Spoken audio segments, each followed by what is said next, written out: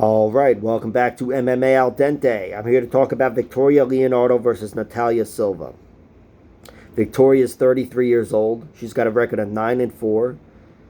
She might have an inch of height or might be the same height as Natalia Silva, depending on who you ask. And I'm pretty sure she's giving up an inch of reach to Natalia Silva, who is 26 years old and has a record of 14-5. So Silva's got a chunk of experience on Leonardo, but Leonardo's got plenty of valuable experience, very valuable experience, and she's also got more UFC fights at this point. So I don't think jitters are going to take anybody down. But Alexa, stop. For the love of fucking Pete. Let's get into their records. Victoria, 9-4. The 9 wins come 1 by TKO, 4 by submission, 4 by decision. The 1 TKO comes on the ground, as you might imagine. That's where she wants things. She wants things on the ground. She's a girl where if she can't dominate you with the wrestling, she wants it in the clinch. Physicality is her game. When she wins, it's her being the bigger, stronger girl. And when she's not able to take you down, your backup plan is to smother you against the cage. Her notable wins are against Mandy Boom in her last fight. She beat her by decision. Mandy Boom recently got her first victory in the UFC against Ji Yeon Kim in the biggest shitfest in UFC history. But Victoria Leonardo was able to crowd her and bully her, and she walked away with a nod there. She also beat Chelsea Hackett on the Contender Series before getting to the UFC. TKO'd her. That's her 1 TKO victory. She advanced to the full mount and pounded her out in round 2. And she also beat Haley Cowan, current UFC fighter, by rear naked choke in her debut. Haley Cowan went for a head and arm throw, I believe, and Victoria kept a hook in, threw in the other hook, and just took her neck. So she's definitely got some grappling chops, Victoria Leonardo. I wouldn't say she is, dangerous really anywhere, or too dangerous anywhere. Which, I can say that for Natalia Silva, certainly. Natalia Silva is a dangerous fighter, and I'd say she's a much more refined fighter, certainly on the feet, and I think even jiu-jitsu-wise.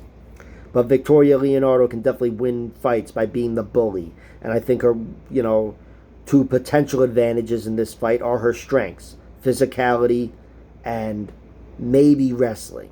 I don't even know about that. It's the one thing I could speculate on, although could enter her into a world of trouble. But I think she might have a wrestling advantage. Of course, Natalia Silva could dominate her in the wrestling realm, and it wouldn't surprise me. So it just goes to show you it's really a hunch. But let's get into her losses. Victoria Leonardo has 4 losses. They're all by TKO, or they're all by finish. 3 by TKO, 1 by submission, all to excellent fighters. Melissa Gatto, Manon Fior, and Erin Blanchfield beat her by TKO or knockout. And Miranda Maverick beat her by submission. Those are some awesome fighters. Manon Fior and Erin Blanchfield, who both beat her by head kick, even though Fior was more of a TKO. These girls are both potentially fighting for a title in the next year, if not next few months for all I know.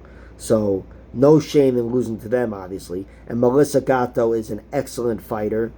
And I wonder where she's been. I hope she's booked for something. But very dangerous, very skilled on the ground and standing. And that was a fight in which she wasn't finished cleanly. She broke her arm. And she actually showed a lot of grit in that fight, looking to continue. It was a previous injury, so she might have been comfortable with it. And she certainly had adrenaline pumping. But in that moment, she looked like a real dog, looking to continue. And I don't think she would have won the fight, but I don't think she would have been finished either. Although, she was compromised. And her submission loss, again, comes to Miranda Maverick, who is certainly an above-average UFC fighter today, a very good fighter. She took her down, mounted her, and armbarred her.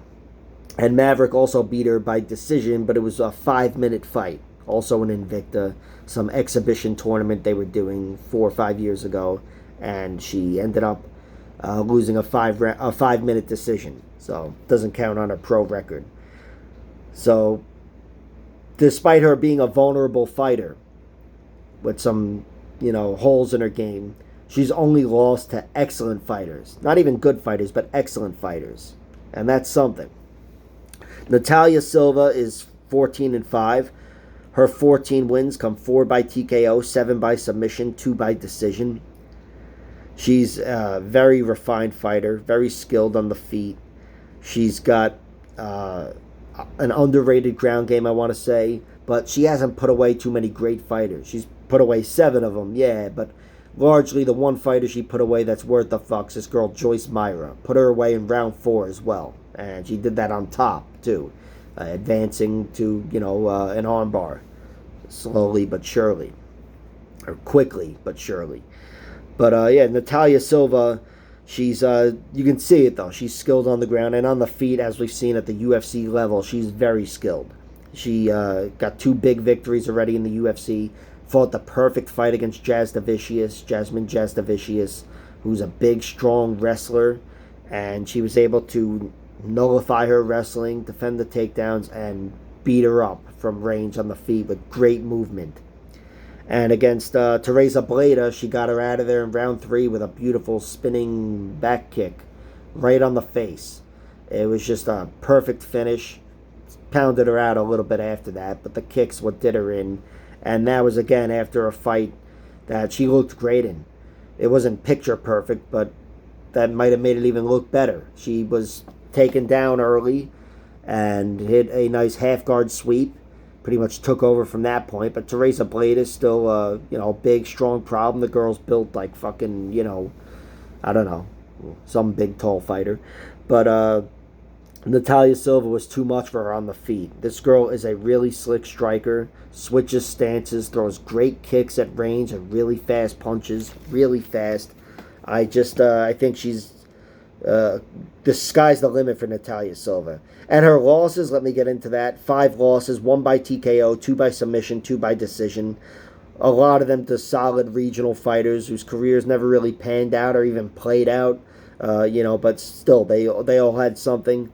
But those were when Natalia Silva was a kid. The one loss that you can look to for any sort of relevance, and maybe not even so much, but something, it's the one loss she's had in the last however many years, and it's a lot of years. But the one loss is to Marina Rodriguez, current top UFC fighter, if that still counts. I don't know. I know she lost last month, or this month.